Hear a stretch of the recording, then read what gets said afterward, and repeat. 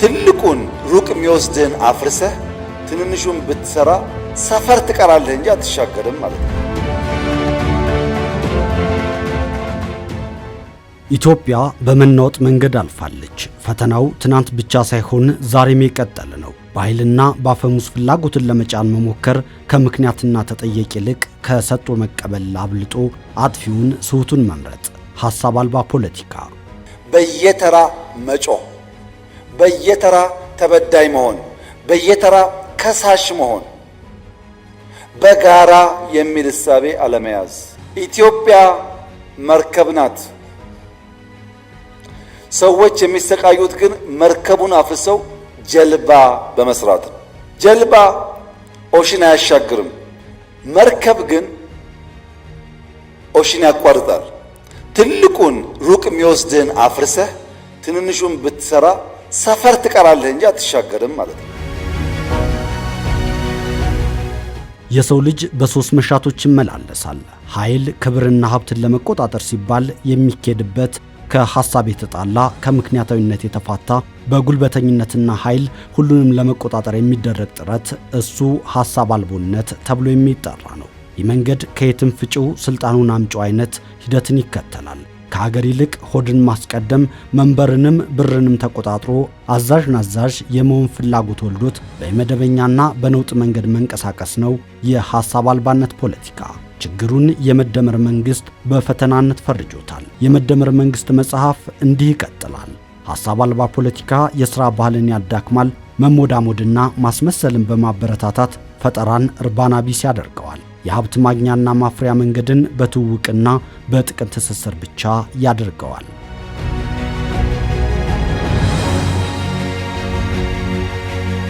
የሐሳብ ድርቀትና ሐሳብ አልቦነት በኢትዮጵያ ከትናንት እስከ ዛሬ መንገድ ሀገርን ወደፊት አላራምድ ብሎ እግር ከወርች የቀየደን ችግር ከብዕር ይልቅ ጠመንጃ መወዝወዝን ያስመረጠን ደዌ ነው። ከብልጽግና ግባችን እንድንቀር መደነቃቀፍን የሚፈጥር ነገር ነው። መዳረሻው የኢኮኖሚ ፍላጎት ብቻ ከሆነ፣ የኃይል ፍላጎት ብቻ ከሆነ፣ ያልተገባ ክብር ከሆነ ሐሳብ አልቦ ፖለቲካ ነገሰ ማለት ነው።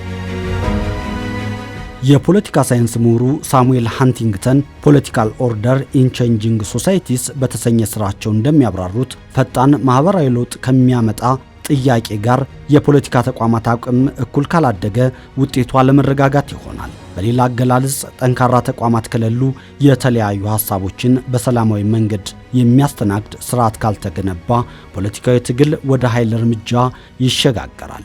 ከዚህ ባለፈ ግን እኔ ያልኩት ካልሆነ ብሎ ድርቅ ማለትና የራስን መንገድ ብቻ መምረጥ ደግሞ በኢትዮጵያ ደጋግሞ የመጣ የሐሳብ አልቦነት ማሳያ ነው። ታሪክን ስንመረምር የሐሳብ ድርቀት ኢትዮጵያን ደጋግሞ ፈትኖ ሲጥላት ያስመለክተናል። በኢኮኖሚ በልጽጋ የዜጎቿን ፍላጎት በሚገባ አሟልታ ወደሚፈለገው የእድገት ጎዳና እንዳትጓዝ ከሚያደርጉ ማነቆዎች፣ ስብራቶች ውስጥ አንዱ ሐሳብ አልቦ ፖለቲካ ነው። ሐሳብ አልቦነት በኢትዮጵያ ፖለቲካ ካለምንም ደም ኢትዮጵያ ትቅደም መፎክርን አስጥሎ ምሪቱን ደም በደም አድርጓታል። ጥያቄ ያለን ብለው ቤተ መንግስት የተሰበሰቡ ወታደሮች እርስ በርስ ተጨራርሰው ወንድም በወንድሙ ደም ተራምዶ ስልጣን ላይ ወጥቷል። ከተማሪ ቤት የመሬት ላራሹን ጥያቄ አንግበው የተነሱ የዚያ ትውልድ አባላት በእኔ ብቻ ልክ ነው ስሌት እርስ በርስ ተበላልተዋል። ጓዳዊነትና የትግል መማማላቸው ተረስቶ አንዱ አንዱን ጥሎ ለመንገስ ጥረት ማድረጉን ታሪክ ከትቦታል። ዛሬም በሰለጠነ ዓለም ያልሰለጠነ መንገድ የመረጡ ሐሳባችሁን አምጡ እንመካከር ተብሎ ሲጠየቁ እንዋጋ በለውን የሚዘምሩ ዛሬም በሐሳብ ውድመትና የጦርነት መንገድ የቀጠሉ ብዙዎች ናቸው። በጠመንጃና በንጹሃን ደም ተረማምደው 4 ኪሎ የሚናፍቃቸው ህገወጡ ህወሓትና የጽምዶ ተዋንያን የዚሁ የሐሳብ ድርቀት ምሳሌዎች ናቸው። እነሱ ስልጣንን በጉልበት ወረትን በማጭበርበር ማጋበስ ይፈልጋሉ። ኢትዮጵያ ታላቅ ሀገር ናት። ከትናንት እስከ ዛሬ በጀግንነት የቆመ ነጻነት፣ ለም መሬት፣ በቁጥሩ የበዛ አምራች ኃይል ያለው ህዝብ አላት። ሆኖም ለዚህ ትልቅነት ያልመጠነ ስም ከድህነት ጋር እንዲመሰል ያደረገ ተፈትኖ ደጋግሞ የወደቀ ፈተና ሆኖባታል ሐሳብ አልቦነት። የታዩ የለውጥ ተስፋዎች በጮርቃነታቸው እንዲያጥጡ ያደረጋቸውም ከዚሁ ፈተና የሚቀዳው መንገድ ነው። ፖለቲካ ወደ ሐሳብ አልቦነት ሲቀየር ደካማ ተቋማትን ከመፍጠር እስከ ሕግና ስርዓት አልበኝነት የደረሱ ውድመቶች ያነግሳል። ሕግ ሳይሆን የጥቅም ትስስር በየቦታው ይታያል። መንግስታዊ መዋቅሮችም የግለሰቦች የጥቅም ማደኛ የሚሆኑበት እድል ይፈጠራል። አፕሮቹ አንታጎኒስቲክ ነው። ጭፍን ተቃርኖ ያለበት ነው። አፕሮቹ ለሁሉ ነገር አንታጎኒስቲክ ነው። ሪሌሽኑ አሲሜትሪክ ነው። ሚዛን የሳተ ነው። ባላንስ አይጠብቅም። ውጤቱ ጭንገፋ ነው። አቦርቲቭ ነው። ሐሳብ አልቦነት ሀገረ መንግስቱን ከማዳከም እስከ ማፍረስ የደረሱ አደጋዎችን ይጋርጣል። ጠቅላይ ሚኒስትር አብይ አህመድ በዚሁ መጽሐፋቸው እኒህ የሀገረ መንግስቱ አደጋዎች ግን በአንድ የሚስተዋሉ ሳይሆን ሂደት ወለድ ስለመሆናቸው ያነሳሉ።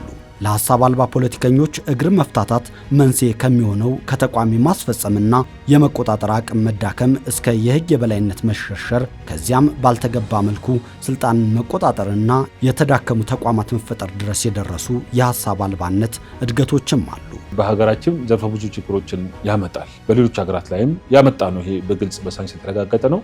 በመደመር መንግስት መጽሐፍ ላይም በግልጽ ተቀምጠዋል። ይሄ ሐሳብ አልባ ፖለቲካ ስልጣንና ሀብትን በህገወጥ መንገድ ለማግኘት የሚደረጉ ሙከራዎችና ጥረቶች ሀገርን አደጋ ውስጥ ይጥላሉ። አንደኛ አለመረጋጋት ይፈጥራል፣ ሀገር ውስጥ ግጭቶችን ይፈጥራል፣ የጽንፈኞችንም ይፈጥራል፣ የጎራ መከፋፈል ይፈጥራል፣ የሀብት ክፍፍሉ ፍትሃዊ እንዳይሆን ያደርጋል፣ የተለያዩ ክላሶችን ይፈጥራል። እኔ ከሌላው የበለጠ ይገባኛል ወደሚል የማጋበስ የንጥቂያ የዘረፋ መንገድም መሄድ ያመጣል።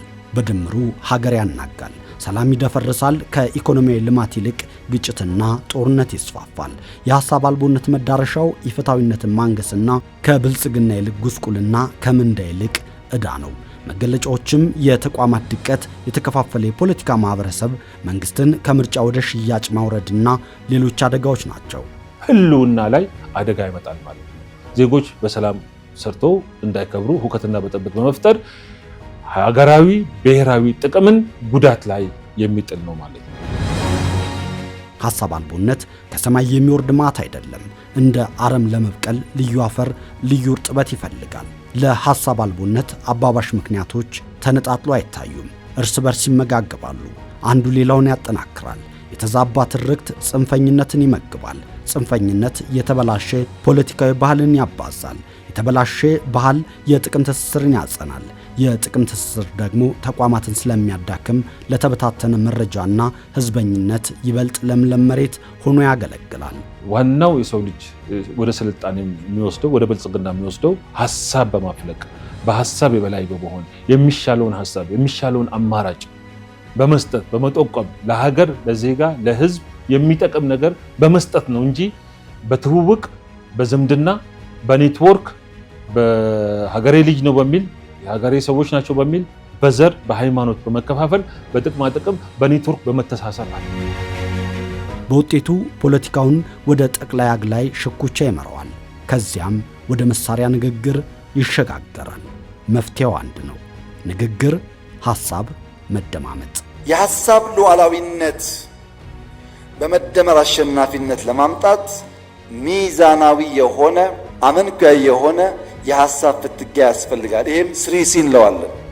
ኮኦፕሬሽን ኤንድ ኮምፒቲሽን፣ ትብብርና ፉክክር በሚዛን። የመደመር መንግስት ይህንን ህመም ለማከም ችግሩን ለይቶ ለመፍትሄው እየሰራ ነው።